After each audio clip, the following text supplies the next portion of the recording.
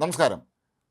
കരളിലെ മോഹവും കടലിലെ ഓളവും ഒരിക്കലും അടങ്ങുകയില്ല എന്ന് കവി പറഞ്ഞതുപോലെ ചില മനുഷ്യരുടെ മനസ്സിലെ ദാഹങ്ങളും മോഹങ്ങളും ഒന്നും ഒരിക്കലും അടങ്ങാത്ത രീതിയിലേക്കാണ് പലപ്പോഴും ഇന്ന് പോകുന്നത് നമ്മൾ കാണുന്നത്.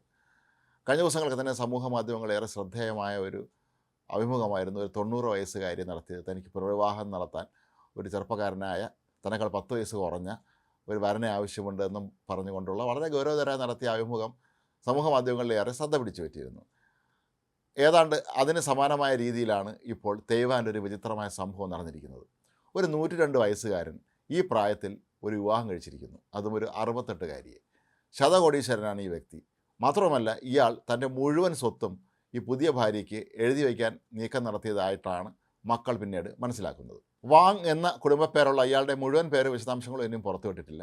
പ്രായമായ മനുഷ്യനായതുകൊണ്ട് തന്നെ ഇയാളെ ശുശ്രൂഷിക്കുന്നതിനായി ഒരു പരിചാരികയെ മക്കളെ ഏർപ്പെടുത്തിയിട്ടുണ്ടായിരുന്നു. ഈ സ്ത്രീക്ക് 68 വയസ്സാണ്. ലായി എന്നാണ് ഈ സ്ത്രീയുടെ പേര്. ഏതായാലും ആദ്യമൊന്നും തന്നെ മക്കൾ ഈ കാര്യം പുറത്തറിഞ്ഞിട്ടില്ലായിരുന്നു. മാത്രമല്ല, ഒരു ഘട്ടം കഴിഞ്ഞപ്പോൾ ഇവർ താമസിക്കുന്ന വീട്ടിൽ മക്കളെപ്പോലും പ്രവേശിപ്പിക്കാൻ ഈ പരിചാരികയായ ലായി സമ്മതിച്ചില്ല എന്നാണ് പറയപ്പെടുന്നത്. ഈ മനുഷ്യനെ വാങ്ങിനെ പരമാവധി പുറത്ത് കാണിക്കാതിരിക്കാനും അവർ ശ്രദ്ധിച്ചു. ഇതെല്ലാം തന്നെ അദ്ദേഹത്തിൻ്റെ സ്വത്ത് വിട്ടെടുക്കാൻ വേണ്ടി നടത്തിയ നീക്കത്തിൻ്റെ ഭാഗമായിട്ടാണെന്നാണ് മക്കൾ ആരോപിക്കുന്നത്. ഏതായാലും കഴിഞ്ഞ ദിവസം ഒരു ആശുപത്രിയിൽ വാങ്ങിനെ ചികിത്സയ്ക്കായി എത്തിച്ചിരുന്നു.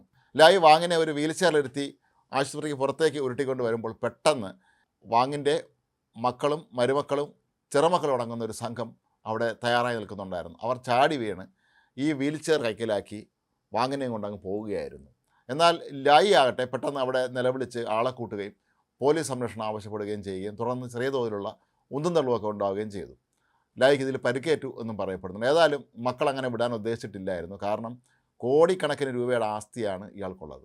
ഈ മുഴുവൻ സ്വത്തും ഈ സ്ത്രീക്ക് എഴുതി കൊടുക്കുകയാണെങ്കിൽ പിന്നെ തങ്ങൾക്ക് യാതൊരു നിർവാഹമില്ലാത്ത അവസ്ഥ വരുമെന്ന് മനസ്സിലായിക്കൊണ്ട് തന്നെയാണ് കുടുംബാംഗങ്ങൾ ഇത്തരത്തിലൊരു കടുങ്കൈ ചെയ്യാൻ തയ്യാറായത്.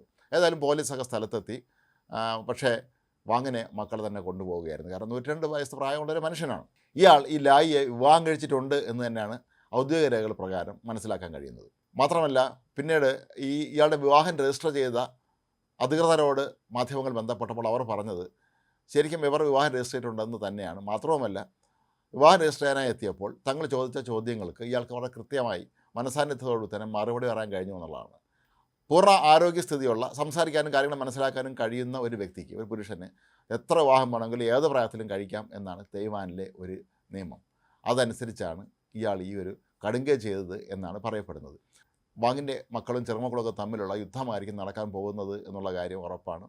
തൈവാനിലെ നിയമങ്ങളനുസരിച്ച് ഫലത്തിലായി ഇപ്പോൾ ഇയാളുടെ ഭാര്യ തന്നെയാണ്. പക്ഷേ അതാരും അറിഞ്ഞിട്ടില്ല. അത് അതീവ രഹസ്യമായി നടത്തിയതാണ് എന്നാണ് വാങ്ങിൻ്റെ ബന്ധുക്കൾ ആരോപിക്കുന്നത്.